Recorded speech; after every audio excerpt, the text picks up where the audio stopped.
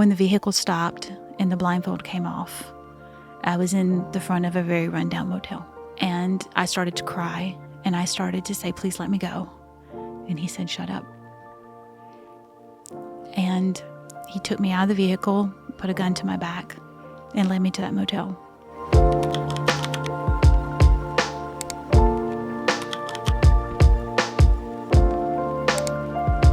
Hey Way Nation, this is Kaylee, and I am here today with Jody Paar, not only a wonderful friend of mine, but also an incredible human being. She is a motivational speaker, human trafficking survivor, best-selling author, spiritual life coach. I mean, you name it, you've done it. You, in so many ways, have encouraged and spoken into my life, and I'm just excited to have you in today. You just recently put out the second book in a series, Boss, Breakout Silent Soldier, and Breakout Silent Sinner. Here's the book that just came out, and this is the story of your survival after escaping human trafficking. Yeah. I would love for you to be able to just share with all of us, you know, what your experience has been like and a little bit about your testimony. Yeah, absolutely. Thank you so much for having me here, Kaylee. Girl, I just love you. It's such a privilege to interview with you. You know, I never thought I would be sitting here. For 24 years of my life, I was mentally imprisoned, and that all started, I'll go back and explain where that all started from, but I just want to say how humbled and thankful that I am to be here today. So thank you for this opportunity. Oh, of course. I'm excited to have you. So going back, as a little girl, I was raised in a very Christian home. Every Sunday morning, every Sunday night, every Wednesday night, we were always in church. And so I was very sheltered from what the world was. I was very sheltered in the evilness that was around us because I believed that everybody lived in a happy household like I did. Mm-hmm. And so I was very rebellious because I did have learning disabilities and just wasn't as smart as the other kids in class. And so I would rebel because I was so frustrated with myself. And I always said when I turn 18, I'm leaving. And so on my 18th birthday, with the birthday cake on the table and all my loved ones around me, I walked out the front door. Wow. That's a powerful moment. It's quite a statement. Yeah, it really was. Looking back, it breaks my heart to know I broke their heart. But I was so convinced that the big world out there was waiting for me, and that being so sheltered, my dad, if we wanted to go out on a date, would clean his guns in front of the guy that was coming over to meet us. So, it was like, oh my gosh, I want that freedom that I can talk on the phone and my dad's not going to unplug it from the wall that's you older people out there listening, because, back in the day, there was no cell phones. And so, my dad would unplug the phone from, if you've been on the phone for a long time, he'd unplug it. And so I was looking for that freedom, and I had heard so much about. And so I moved in with my aunt and uncle, and I was super excited because they didn't really have all the rules that my mom and dad had. And so, only thing I had to do was I had to start working, and I was okay with that. But having only a GED, I felt like I wouldn't ever have a job that I really liked or wanted. And I ended up working at a very nice place and was super excited about it. And I had been there for a few months when this guy walked in. And he was absolutely gorgeous. I mean, the kind of guy that ladies, you pop your neck back. You know what I mean? Like GQ, just beautiful. And he came straight to my desk and started to talk to me and flirt with me. And I was 18 years old. I was a virgin. I was sheltered my whole life. So here is this guy that was like a movie star talking to me. And I'm just like, wow, And he asked for my phone number, and I gave it to him, not thinking he was going to call. And he did. And he was a business guy, so he was out of town all the time. But we talked every night. And I mean, we talked till 2 and 3 and 4 in the morning. I thought that he was my Romeo. I thought that he was the guy I had always waited for. And, there was a part of me that was like, see, Mom and Dad, like, look at me. I'm going to marry this amazing guy, and he's going to take care of me, and he's going to be wonderful. But that wasn't the case. After talking for about 3 months, he told me he was coming to see me, and I was so excited. I remember sitting in front of the makeup mirror and putting on my makeup and, putting on my dress and everything because I was going to meet his parents, and I was so excited. the phone rang and it was him. And he said, "Hey, babe, I'm running late, but my bodyguard best friend's going to pick you up instead." Okay. And I remember pausing, Kaylee, and just being like, oh, I don't know who that person is, you know? And there was that gut feeling like, mm-mm. But I ignored it because, see, I had what you call been groomed. And so for 3 months, this guy had taken the time to get to know me. He had taken the time to find out my, deepest fears and find out my greatest adventures in life and what those were, and had told me he was going to marry me and we were going to have a big house and the white picket fence and you were going to cook with my mom. And, it was just all of these amazing things. And when I propose to you, it is going to be the most amazing proposal. It'll blow your mind. And so just meeting this guy didn't really seem like a big deal. Mm-hmm. So I went to where we were to meet, and the guy got out, and he was just as tall as he was wide. He was a big, big, big guy. And I thought to myself, wow, he looks like a bodyguard. He looks like somebody, and I believe he's his bodyguard. And so I saw a gun, and I didn't even think about, wow, this is scary, or I was so groomed that I trusted this man with my whole entire heart. So even being blindfolded and put into a vehicle, I still wasn't scared. Oh, wow. I still wasn't scared. I was excited because I was like, wow, how is this proposal going to be? Like, I have my dress on, I'm all, made up. And so whenever they open up the doors and take the blindfold off, Trek is who I call him in my book. Of course, that's not his real name, but I was like, Trek's going to be there on one knee with a ring, and all of his family and loved ones are going to be all around. And I was so excited. But when the vehicle stopped and the blindfold came off, I was in the front of a very rundown motel. Mm-hmm. And I started to cry, and I started to say, please let me go. And he said, shut up. And he took me out of the vehicle, put a gun to my back, and led me to that motel. And I remember standing at the door and thinking, I have a choice. I can scream, and he'll probably kill me, or I can go in and face what lies behind that door.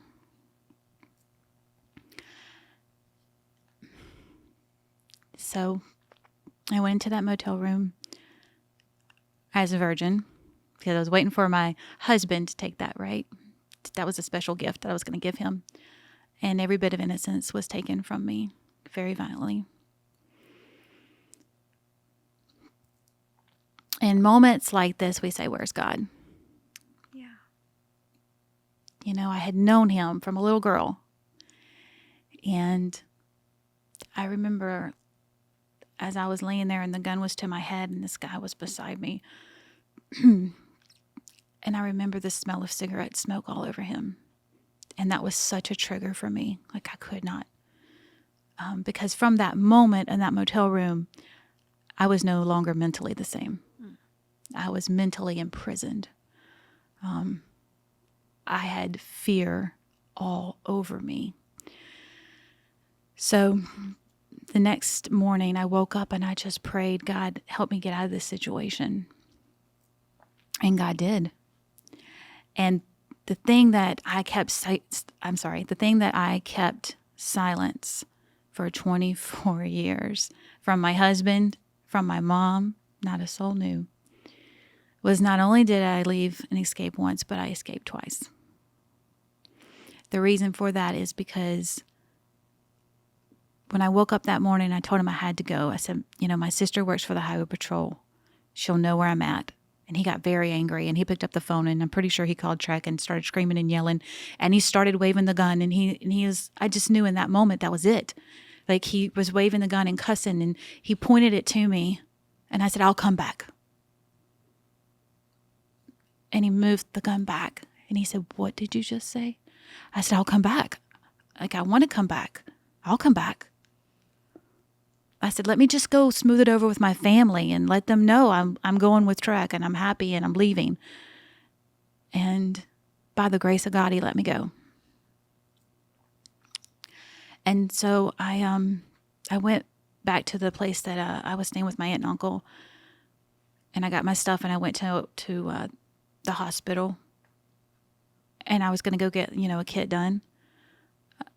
I was completely and totally beat up. You could see that. But I went to the nursery instead.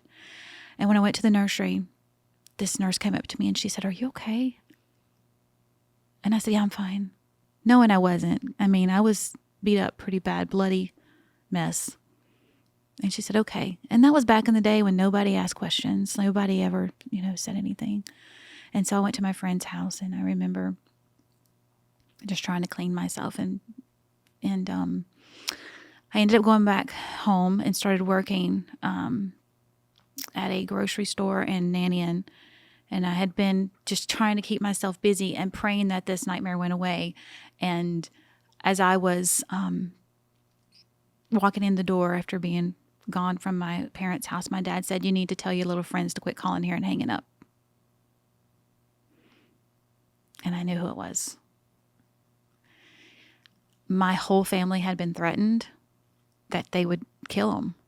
And so as I was walking in the kitchen, the phone rang. I grabbed it off the wall, and he said, "You think I'm playing with you, baby girl? I'm about to kill every single one of y'all." And I said, "I'm coming back." He goes, "You ain't come back." And I said, "I'm coming back." Kaylee, that haunted me for years because I went back. I hit the floor, started to cry.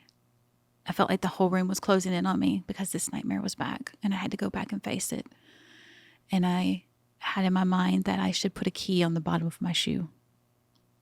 And I should get a cab there, but I should park right down the road from there. So I went back in the motel, sorry, not a hotel, but a motel. I went back to the motel, and I went in that motel a different person. I was on a mission, and that was to escape twice. So as he was asleep, I snuck out the door, and I went to my car. And I remember driving and praying to God, "Please don't let him kill my family. Please don't let him kill my family." And I went to the place that I was nannying, and it was the oddest thing. There was a U-Haul sitting in the driveway. And I walked in, and they're all sitting around this map. And I'm like, what are y'all doing? And they're like, "We're leaving in the middle of the night. Do you want to go?"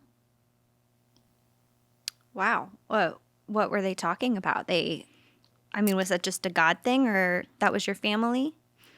Family you were nannying for. Nannying for, yes. Gotcha. And I said, "I don't know." So I went in the bathroom and I got on my knees and I said, "God, if I can go and you promise that these people will not kill my family, please give me a sign. I need a sign." And I walked out the front door, and a shooting star went all the way across the top of that U-Haul. Well, that's a sign. That's a sign. Yeah. I left with them in the middle of the night, called my mom, told my mom if anybody called, that tell them I left the country on a missions trip and I would not be back.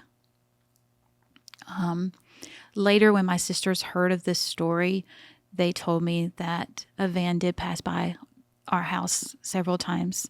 And my dad finally went out on the front porch and he raised a gun up at that van, and they took off, and they were never seen of again.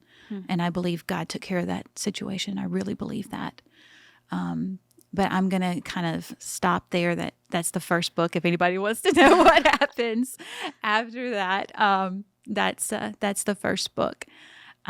But from there, I was on the run, and I ended up self-medicating in every way I could. I ended up staying in homes that, people would let me stay with them. I ended up, I was just existing. I wasn't living.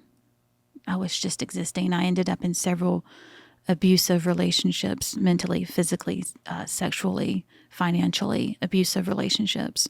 And I felt like I don't understand why I'm on this earth. Yeah. Well, Jody, first off, thank you so much for your incredible vulnerability to share that. I mean, your story is one that is a complete nightmare. And you are still standing here today, the beautiful, strong woman I know you to be. But I mean, that it's traumatizing. It's unimaginable. It's something you never in your wildest of dreams imagine is going to happen to you. So I just want to ask you, like, after that's your experience and you've, escaped human trafficking, not once, but twice, where does your life kind of go from there? How do you move on? So what did the next, months, years look like for you having escaped that kind of situation? The first word that comes to my mind is black. It was dark. It was very dark. And I was so angry at God, and I was running.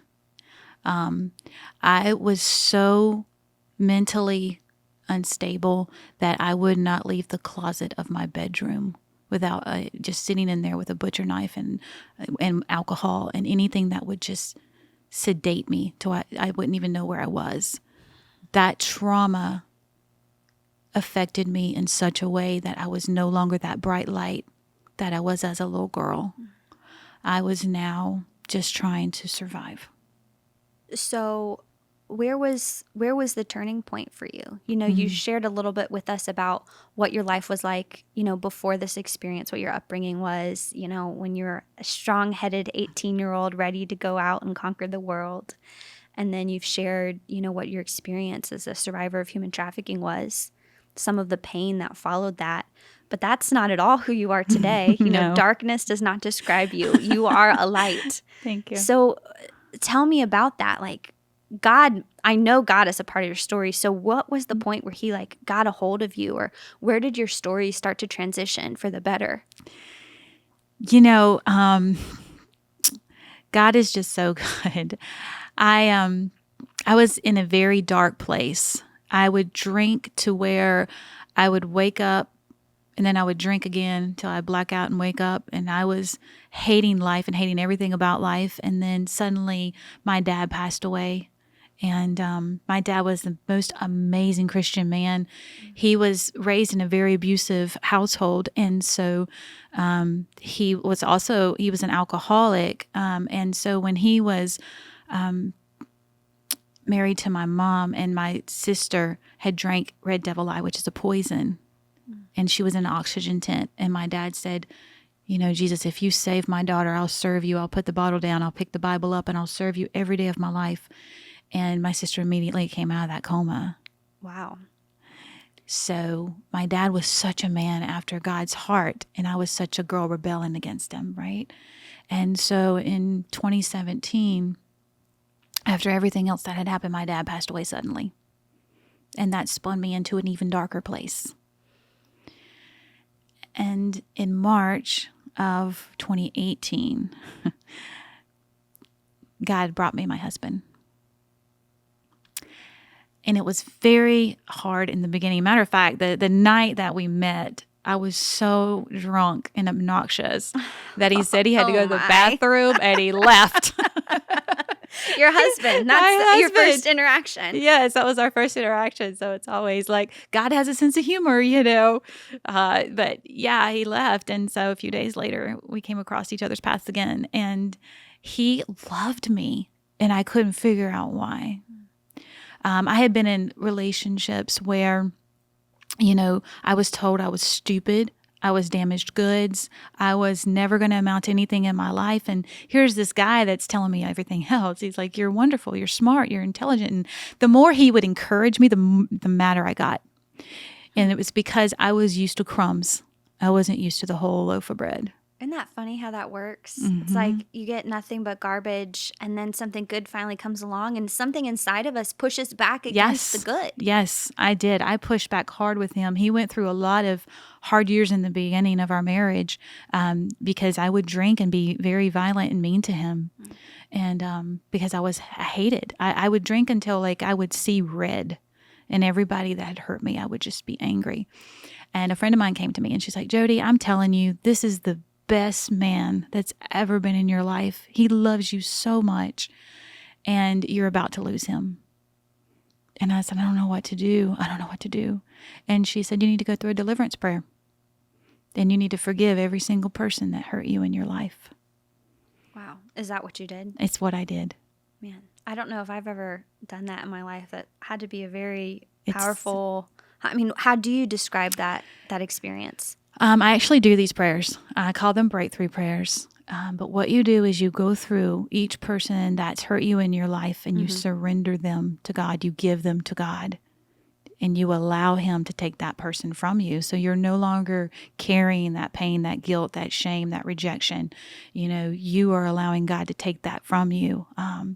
He washes us clean as snow when we feel pretty dirty sometimes, right? And so through this prayer, it is forgiveness, and forgiveness comes freedom.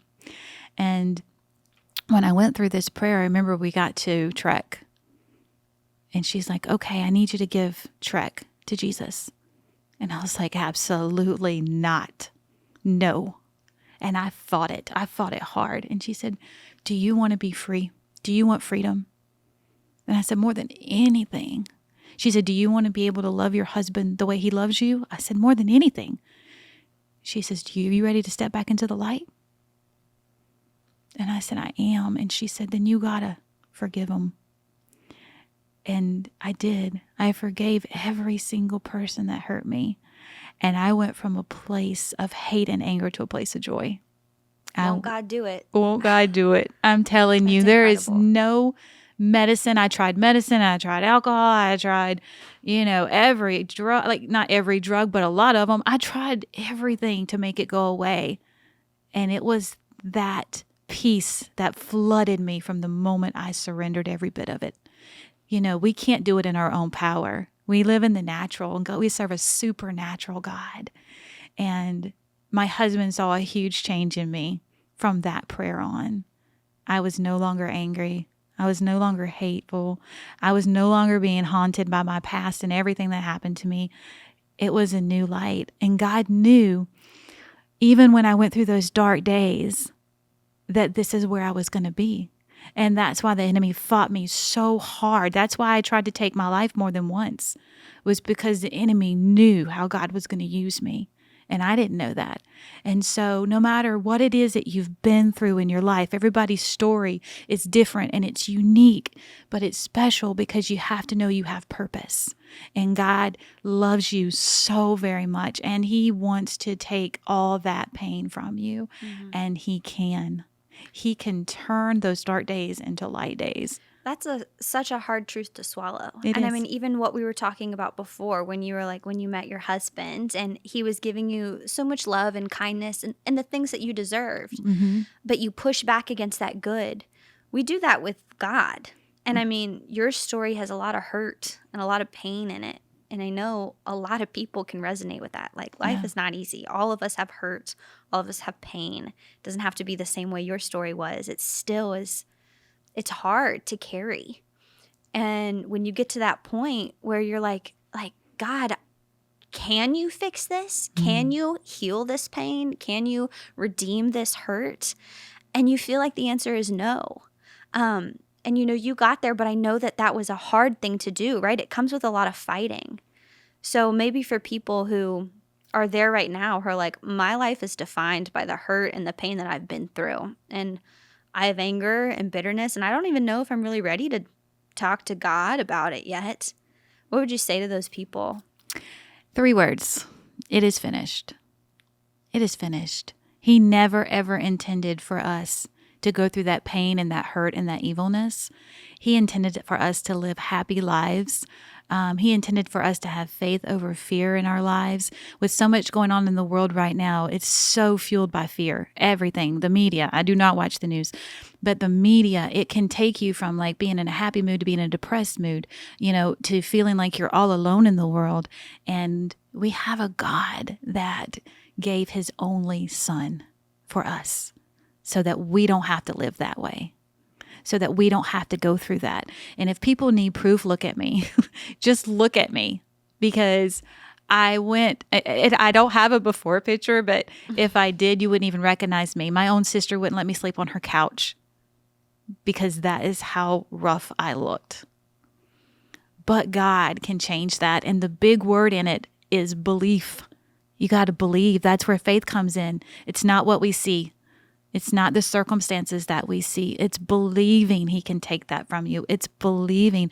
I actually reach out to other human trafficking survivors, and it's the same exact thing.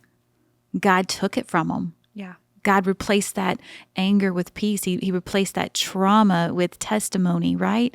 And so it's, what do you believe? The enemy doesn't want you to believe the truth, right? But the Bible is the living word. It's not just words or an old history book. It's living. So when you stand on these scriptures that say, through your blood there is healing, that's healing of the mind, that's healing of the body, that's healing from trauma or from things in your life that happened that you don't understand why it happened to you.